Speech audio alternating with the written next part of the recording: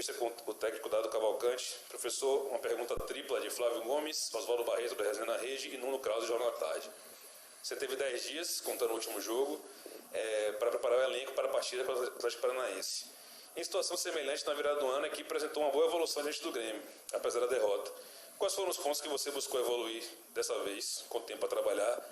O torcedor do Bahia terá um Bahia com gana, raça e com mudanças estruturais, e o que podemos esperar taticamente de novo do time em campo? Bom, os dias são importantes no processo de evolução. Comemorei esse tempo de trabalho a mais. Acho que o tempo de treinamento surtiu efeito no confronto, no duplo, nas duas rodadas, tanto o Grêmio como o Atlético, mas principalmente no Grêmio. E reforcei nesse tempo um pouco mais alguns comportamentos defensivos, principalmente da nossa primeira linha de marcação. Nós vamos enfrentar um adversário que é, para mim, um dos adversários mais equilibrados do campeonato, tanto defensivamente como ofensivamente, e que faz 50% dos seus gols com jogadas de bolas dentro da área. E isso tem sido pesadelo da nossa equipe durante todo o campeonato. Então eu fortaleci nos treinamentos a ideia do comportamento em relação ao encaixe de área defensivo, posicionamento do primeiro homem e encaixe a marcação do segundo homem. Então, investi um pouco mais de tempo nesse aspecto. Em relação a mudanças estruturais, eu não acho que a nossa equipe precisa reforçar muito mais os comportamentos que estão sendo evidenciados nos últimos jogos. Então, não deveremos ter tantas mudanças estruturais, apenas algumas modificações estratégicas para o confronto contra o nosso adversário, que é o Atlético, que tem uma particularidade, que tem algumas diferenças dos outros adversários, e reforçando, tentando repetir o máximo possível de escalação dos mesmos jogadores que jogaram o último jogo, fazer com que a gente ganhe um pouco mais de confiança e cometemos menos erros assim, com a repetição da escalação, erros esses que têm sido cruciais para o resultado das partidas. Edésio Góes, da Rádio Cruzeiro, pergunta: você acha que está repetindo os mesmos erros dos treinadores passados nas substituições? Bom, as substituições, elas são, a cada jogo, elas são dentro de uma realidade do jogo, então não dá para a gente colocar tudo no mesmo pacote. O elenco do Bahia, assim como qualquer elenco no Brasil hoje, a gente conta muito pouco com repetição de escalação, e a minha intenção desde a minha chegada, do meu primeiro discurso aqui, é de contar com todos os atletas do nosso elenco. Então, acredito que nós estamos fazendo um giro muito grande nas trocas, inclusive. Poucos foram os jogadores que não tiveram a oportunidade de entrar em campo.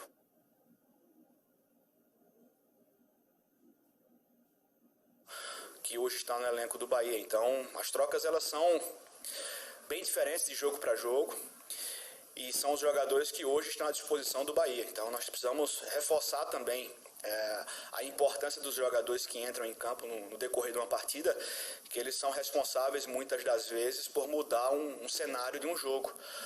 E não adianta a gente ter 11 jogadores apenas, porque os 11 jogadores de um jogo para outro geralmente mudam, existem lesões, existem suspensões, nós vivemos uma pandemia onde o Covid tem tirado atletas de circulação, de jogos, de treinamento, e o elenco se faz necessária a utilização de todo ele justamente por isso, Então nós não temos o direito de trazer mais ninguém, nós temos os jogadores que estão inscritos, e os jogos vão falando por si só em relação às trocas que são feitas, e a minha intenção é a utilização de todos os jogadores que estão no elenco, permitindo assim que eles disputem a posição de forma sadia, e que cada um possa crescer e evoluir dentro da rivalidade, não da rivalidade, mas das disputas internas pela posição de titular. Paulo Henrique Reis, da Simões Filho FM e 93 FM Jequié, e Reginaldo Lima, da Sociedade News de Feira. Quais são as metas nessas próximas partidas que incluem adversários que estão diretamente na briga contra o rebaixamento? Será um Bahia conservador, estratégico ou propondo o jogo ofensivo buscando um resultado positivo? De que forma você pretende escalar o time para vencer o Atlético? Bom, a estratégia é simples, é vencer as partidas. Somar 3 pontos e fazer com que o nosso adversário direto não some nenhum. Então, o discurso é muito claro, é de fazer com que a nossa equipe vença. A nossa postura será a mesma. Se nós tivermos uma postura propositiva contra o Grêmio, jogando na arena, jogando no campo do adversário, não há motivo para a gente fazer diferente nas próximas partidas. Isso tem sido uma caracterização dessa nossa equipe. Coragem para jogar, independente do adversário, independente do local do jogo. Nós vamos ser propositivos, mas também concordo que nós precisamos ser precavidos ao ponto de não vacilarmos defensivamente. A nossa equipe é uma equipe que infelizmente sofre muitos gols. O fato de nós jogarmos para frente não significa que vamos ficar mais desguarnecidos por isso. Pelo contrário, eu acredito piamente de que a equipe que ataca mais, ela vai agredindo mais o adversário, vai enfraquecendo mais também a força de ataque do próprio adversário. E a minha expectativa é que isso se fortaleça dentro do nosso grupo, né? Que a gente seja essa equipe audaciosa, corajosa, que jogue e que tenha menos espaço para o nosso adversário no nosso campo ou na nossa defesa, e que assim a gente consiga somar 3 pontos em confrontos diretos. Jefferson Jesus, do Portal à Tarde. A rodada ajudou, porém, depender de si mesmo não vem sendo uma das grandes virtudes do time. Como aproveitar mais essa chance de sair da zona? Pensar exclusivamente no próximo jogo, né? Isso que eu tenho. A gente às vezes faz planos, a gente faz contas, a gente conta com o resultado dos adversários e não faz a nossa parte. Então é excluir qualquer tipo de fator externo dentro do nosso meio com os atletas. É dar confiança a esses jogadores que precisam de confiança para jogar, precisam de confiança para render, e é uma das coisas que eu venho batendo muito internamente, é de passar confiança, de fazer com que a gente jogue, passar coragem, atitude para jogar, para que a gente consiga vencer as adversidades. Alfredo Noronha, do Info Bahia. O time sob seu comando tem tido ótimos números em termos de posse de bola e finalizações. Você crê que essa postura mais ofensiva pode nos levar ao triunfo nos próximos jogos? Eu confio exatamente nisso. É uma conta que muitas vezes no futebol ela não é exata, não é uma matemática, mas eu acredito que se eu tenho mais a bola, que se eu finalizo mais que o meu adversário, eu estou muito mais próximo de um triunfo do que o meu adversário. E é nessa confiança e nessa busca pelo resultado que os resultados virão. A gente sabe que o erro faz uma diferença enorme no resultado, mas a performance vem trazendo a confiança necessária de que a gente está muito próximo de conquistar um triunfo, de voltar a vencer e de voltar a somar 3 pontos no campeonato. Douglas Santana, scbahia.com. Você não repetiu a formação tática desde que assumiu o comando do time. Qual a sua explicação para isso? Bom, taticamente eu repeti, principalmente em relação ao modelo. O modelo não mudou. Alguns ajustes em relação a posicionamento, às vezes o Ramires mais próximo do gol, às vezes o Ramires mais aberto, talvez tenha sido a maior diferença, mas se o colega pergunta sobre repetição de escalação, a resposta é simples: eu não tive todos os jogadores à disposição em nenhum jogo. E esse jogo, mais uma vez, eu não terei todos os jogadores à disposição. Então, eu não estou reclamando, isso é um fator que é uma realidade no campeonato, né? Principalmente por conta da pandemia. Os jogos sucessivos fazem com que atletas se lesionem, e por muitos jogos também existem as suspensões. E esses são os fatores que influenciam diretamente na escalação de uma partida, de uma equipe.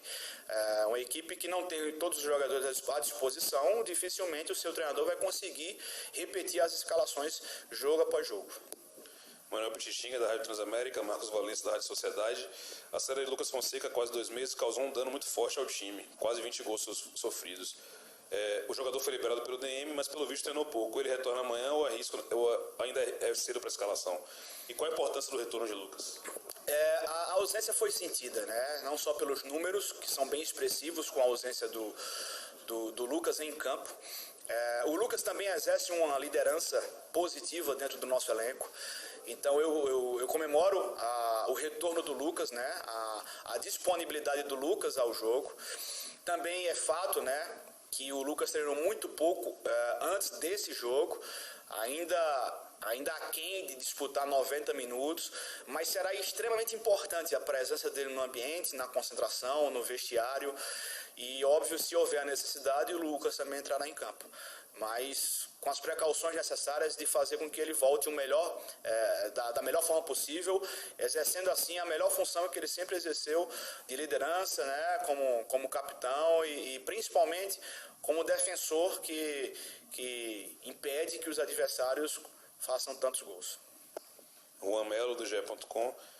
Você ganhou o retorno de Lucas, você acabou de falar, mas nos últimos dias o Bahia informou que um jogador do elenco testou positivo para a Covid.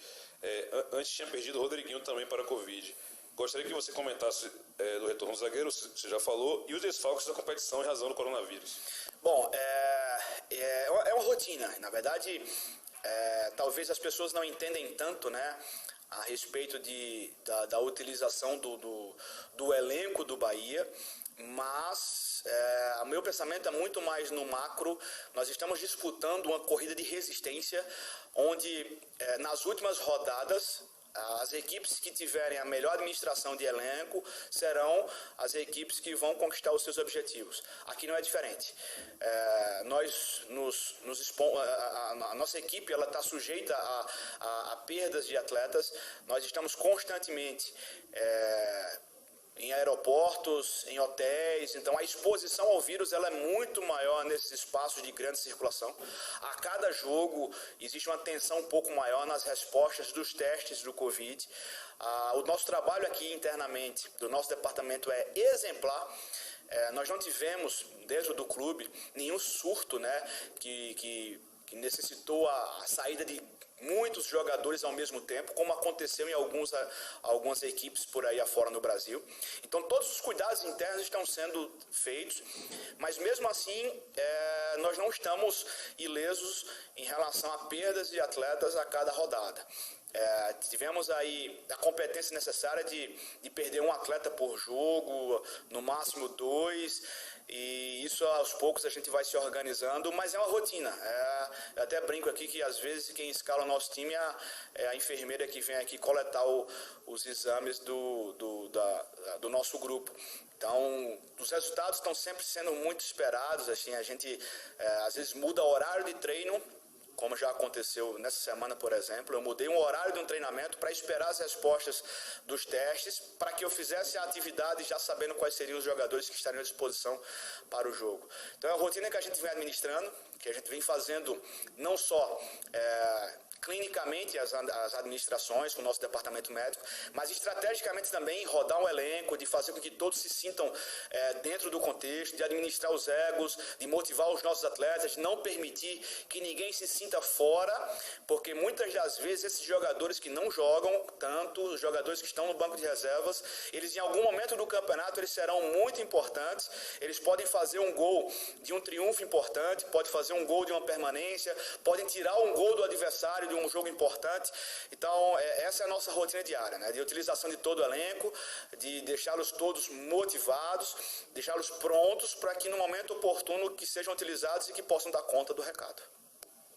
A última pergunta, Ulisses Lema, do Bahia Notícias. Você chegou a afirmar que mais jogadores da base ganhariam oportunidades. Daniel do Sub-20 está nessa lista, como você observa essa possibilidade? O Daniel fez uma excelente temporada com o Sub-20 e o Daniel faz parte dos planos do Bahia, porém ele está passando por um processo de renovação de contrato. Existem alguns embrólios aí envolvendo a renovação do contrato do Daniel e por conta disso ele não faz parte hoje do elenco profissional. Esperamos aí que essa condição seja resolvida, né? A direção já fez a proposta, está sob análise do seu empresário. Enquanto o Daniel não renovar o seu contrato, ele não estará à disposição do elenco profissional.